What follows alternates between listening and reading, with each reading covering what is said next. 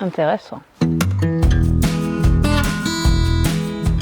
Ce qui est gênant quand on connaît l'histoire d'un chien, des fois, avant de l'adopter, c'est de dire qu'on va adapter soi-même son comportement, mais alors c'est bien d'adapter son comportement et de lui amener une progressivité pour qu'il s'adapte à la vie qu'on veut lui faire vivre, mais des fois le côté négatif du truc, c'est que on va l'excuser pour plein de choses. Et comme on va excuser plein de choses, bah il va pas progresser puisque oh le pauvre, c'est une victime, il est arrivé ça, ça, ça et ça. Or bah voilà, notre animal il peut se relever de ça et on peut aussi lui expliquer que bah ok, t'as vécu un certain nombre de choses, pour autant c'est pas une excuse pour te comporter de manière pénible. Le pénible étant le pénible des humains. Et on peut, à travers les constellations, l'amener à revisiter son traumatisme et l'interpréter d'une manière différente, le comprendre avec un autre point de vue, un point de vue où il n'est pas dedans, mais il va regarder ça comme un spectateur et il va pouvoir se rendre compte des événements qu'il a subis et qu'il n'est pas nécessairement responsable, qu'il n'a pas forcément choisi ce qui lui est arrivé, mais que c'est pas dramatique,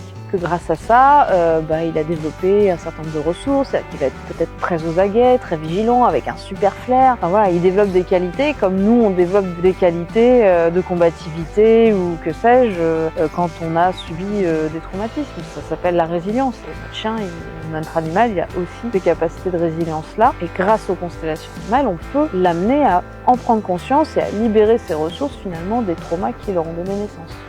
Partagez cette vidéo si vous connaissez quelqu'un que les constellations pourraient aider.